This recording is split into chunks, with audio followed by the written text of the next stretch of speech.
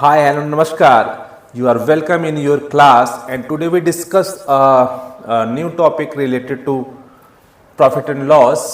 Here, today's topic is when due to increase or decrease in the rate, the quantity of object decrease or increase. Then, if we have to find new rate, then the formula is cost into percent decrease or increase rate upon increase or decrease quantity into 100. And if we have to find old rate, then we use formula cost into percent decrease or increase rate upon increase or decrease quantity into 100 plus minus percent decrease or increase rate. Here this quantity increase with respect to this formula. Hindi में हम समझ लेते हैं इस चीज़ को।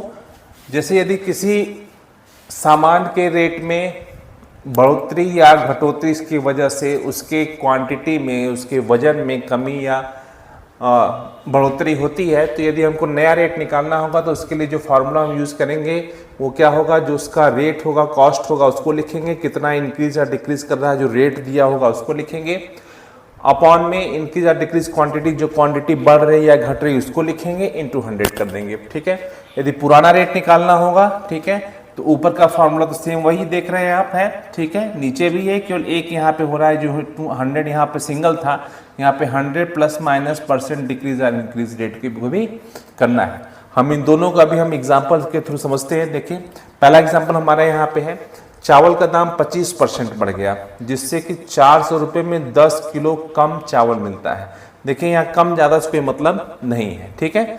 तो यहाँ पे देखिए इसके हिसाब से ये हमारा फार्मूला नया भाव निकालना है यहाँ पे। तो नया फार्मूले के लिए हमारी देखिए क्या हो गया, कॉस्ट हमारा क्या हो गया यहाँ पे 400। ठीक है, कॉस्ट 400 हो गया, परसेंट डिक्रीज कितना हो रहा है 25 हो रहा है, अपॉन में यहाँ पे इनकी डिक्रीज क्वांटिटी कितनी है 10 है, इंटू 100।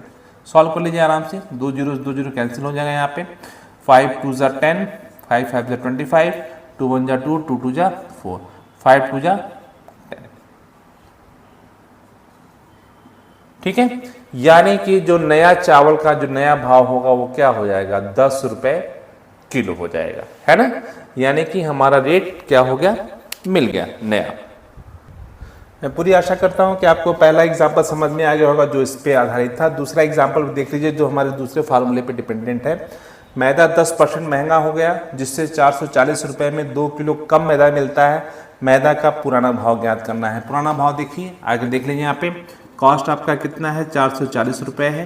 ठीक है, कितना डिक्रीज़ किया है यहाँ पे 10% डिक्रीज़ किया है, 10% लिख दीजिए, अपॉन क्वांटिटी कितनी हुई है 2 किलो कम मिली है, इनटू करके 100 यहाँ पे लगाना है, और प्लस माइनस में है, जो कि प्लस क्या हुआ यहाँ पे 10% महंगा हो गया है, बढ़ा है, तो इसलिए प्लस साइन ही लगाएंगे, और घटता तो माइनस साइन लगाते, और यहाँ पे कितना हुआ है 10%।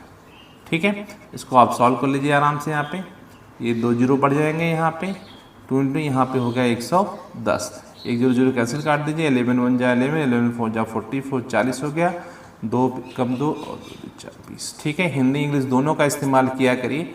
ठीक है, 20 रुपये पर किलोग्राम उसका पुराना रेट था। ठीक है, देखिए हमको इंग्लिश और हिंदी दोनों वर्ड में ये जो मैथ के जो हमारी गिनती है इसको आना चाहिए, क्योंकि मैं देखता हूँ कि अक्सर प्रॉब्लम आती है कि जो बच्चे इंग्लिश मीडियम के हैं तो हिंदी में उनको बोल दिया जाए 440 या 777, तो लिखने में दिक्कत होती है। इसलिए मैं आपसे रिक्वेस्ट करूंगा कि आप हिंदी इंग्लिश दोनों का इस्तेमाल किया करें, कहीं भी आपको बेइज्जती का अनुभव न करना पड़े। ठीक है, चलिए हम अभी नेक्स्ट पार्ट के साथ नेक्स्ट वीडियो में मिलेंगे। तब तक keep practicing. Good bye and bye bye.